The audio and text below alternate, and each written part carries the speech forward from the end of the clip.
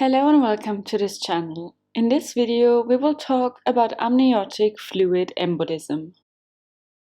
An amniotic fluid embolism is a gynecological emergency in which amniotic fluid enters the maternal blood circulation and leads to a pulmonary embolism. Amniotic fluid embolism has a high mortality rate of around 25 to 80%, but luckily it is very rare. What are causes of an amniotic fluid embolism? All conditions or situations that lead to increased contractions during labor increase the risk of amniotic fluid embolism.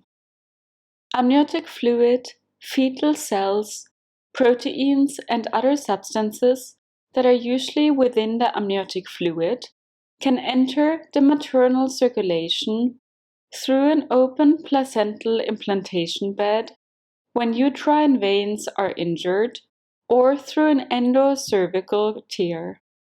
There are many different possible situations where one or more of those events can occur. Rupture of the amniotic sac. This is when the amniotic sac breaks, releasing amniotic fluid into the vagina. This can happen spontaneously or as a result of medical intervention, such as a cervical exam or a vaginal ultrasound. Use of contraction-inducing drugs. These drugs are used to stimulate contractions during labor. They can increase the risk of amniotic fluid embolism by causing the cervix to dilate more rapidly and forcefully. Cesarean section. This is a surgical procedure to deliver a baby through an incision in the abdomen and uterus. It can increase the risk of amniotic fluid embolism by causing the uterus to tear. If you want to know more about cesarean section, you can see our video in the gynecology playlist. Uterine rupture. This is when the uterus tears during labor. It is a serious complication that can lead to severe bleeding and other problems. High cervical tear. This is a tear in the cervix that extends high into the uterus. It can increase the risk of amniotic fluid embolism by allowing amniotic fluid to enter the uterine veins. Premature placental abruption. This is when the placenta separates from the wall of the uterus before the baby is born. It can increase the risk of amniotic fluid embolism by causing the uterus to bleed. Intrauterine fetal death. This is when the fetus dies in the womb. It can increase the risk of amniotic fluid embolism by causing the mother's body to release inflammatory substances into the bloodstream, making blood vessels more leaky. Injury to the uterine veins. This can happen during labor or delivery. It can increase the risk of amniotic fluid embolism by allowing amniotic fluid to enter the uterine veins. Medical induction of labor. This is when labor is started artificially with medication. It can increase the risk of amniotic fluid embolism by causing the uterus to contract more forcefully than it would during a natural labor. How does the amniotic fluid get from the uterus to the lungs? When there is a breakage in the placenta, or any of the other mechanisms we talked about, amniotic fluid and fetal tissue cells get into the blood circulation of the mother. The uterine veins and then the inferior vena cava carry the amniotic fluid and fetal tissue cells up to the right atrium, then the right ventricle, and from there with the pulmonary arteries to the lungs. From the lungs, it can also go back to the heart, this time the left side of the heart, by which the amniotic fluid and fetal cells can be distributed throughout the entire body. What are the phases of amniotic fluid embolism? There's two phases. Phase 1. This phase is characterized by respiratory and circulatory distress.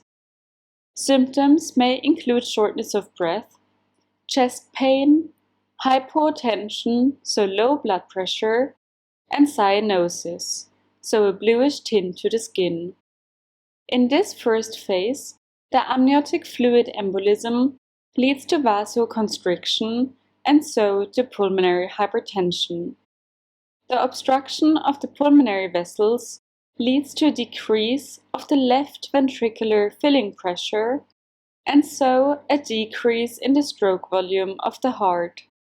This can lead to a cardiogenic shock. Phase 2. This phase is characterized by hemorrhagic shock and disseminated intravascular coagulation. DIC is a condition in which the blood clots excessively, which can lead to uncontrolled bleeding. Around 50% of patients enter this phase after a time of up to 3 hours. The amniotic fluid has a relatively high amount of tissue thromboplastin. The thromboplastin, together with a cardiogenic shock from the first phase, leads to disseminated intravascular coagulation by activation of the coagulation cascade. The transition from phase 1 to phase 2 can be rapid and unpredictable. In some cases, women may die before they even reach the hospital. However, with prompt medical treatment, most women survive. What are the symptoms of an amniotic fluid embolism? We should suspect an amniotic fluid embolism in cases of sudden onset of dyspnea, cyanosis, restlessness, confusion, and syncope after delivery. Those are typical symptoms of the first phase. In the second phase, the symptoms are characteristic of a disseminated intravascular coagulation. How can we diagnose an amniotic fluid embolism? Usually, we suspect amniotic fluid embolism based on the typical clinical signs and symptoms. Laboratory tests as thrombocytopenia, low levels of fibrinogen, a decrease in the prothrombin time, and a prolonged partial thromboplastin time, together with a positive D-dimer, indicate the presence of a disseminated intravascular coagulation.